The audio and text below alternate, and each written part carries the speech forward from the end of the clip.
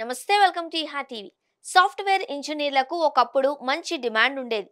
వారిని నియమించుకునేందుకు మల్టీనేషనల్ కంపెనీలు భారీ జీతాలు, ఆకట్టుకునే సౌకర్యాలతో వెంటపడేవి. ఇప్పుడు ఆ జమానా ముగిసింది. టెక్ పరిశ్రమలో జీతాల పెరుగుదల, పెద్ద మొత్తం నియామక ప్రక్రియలు తగ్గుతున్నాయి. 2025లో సాఫ్ట్వేర్ ఇంజనీర్ ఉద్యోగాలు అనేక మార్పులను ఎదుర్కొంటున్నాయి.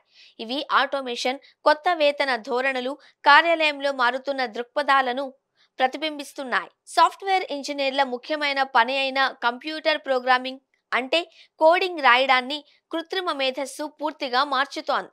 Git hub, Copilot, cursor chat వంటి టూల్స్ ద్వారా ఎటువంటి అధునాతన కోడింగ్ నైపుణ్యాలు లేకుండానే ప్రోగ్రామింగ్ చేయడం సాధ్యమవుతోంది. అంటే సాధారణ టెక్స్ట్ ప్రాంప్ట్ ఇస్తే చాలు, ఎలాంటి కోడ్ అయినా చిటికెలో వచ్చేస్తోంది. దీన్నే వైబ్ కోడింగ్ అని పిలుస్తున్నారు. సిలికాన్ వ్యాలీకి చెందిన టాప్ సంస్థల దగ్గర నుంచి భారతీయ ఐటీ కంపెనీల వరకు అన్ని ఉద్యోగుల సంఖ్యను క్రమంగా తగ్గించుకుంటున్నాయి. కంపెనీలు గతంలో లాగా ఒకేసారి పెద్ద సంఖ్యలో జాబ్లకు కోతలు పెట్టడం లేదు. బదులుగా సైలెంట్ లే ఆఫ్స్ విధానాన్ని అమలు చేస్తున్నాయి.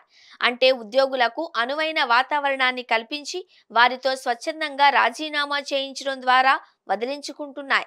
టెక్ రంగంలో వేతనాలు ఇంకా ఎక్కువగానే ఉన్నప్పటికీ గతంలో మాదిరిగా తక్కువ కాలంలోనే వేగంగా వేతనాలు పెరిగినట్లు ఇప్పుడు పెరగడం లేదు. ఒక ఉద్యోగాన్ని విడిచి మరొక ఉద్యోగం పొందడం ద్వారా ఎక్కువ జీతం పొందే అవకాశాలు తగ్గిపోయాయి. అయితే AI, cloud computing, cyber security, data analytics వంటి హై డిమాండ్ నైపుణ్యాలు ఉన్నవారు ఇంకా గణనీయమైన వేతనాలను పొందుతున్నారు. కొత్త ఉద్యోగానికి మారడం అనుకున్నంత మంచిది కాకపోవచ్చు. ఇప్పుడు ఉద్యోగం మారడానికి ముందుగా స్థిరత్వం, ప్రయోజనాలు, దీర్ఘకాలిక వృద్ధి అవకాశాలను పరిగణనలోనికి తీసుకోవాల్సిన అవసరం ఉంది. 2025లో ఆటోమేషన్, వేతన ధోరణులు, ఉద్యోగ మార్పులను అర్థం చేసుకున్న వారు మాత్రమే ఏఐ నైపుణ్యం, డిజిటల్ అనుసంధానం, ప్రత్యేక నైపుణ్యాలను పెంచుకుంటూ విజయవంతం అవ్వగలరు.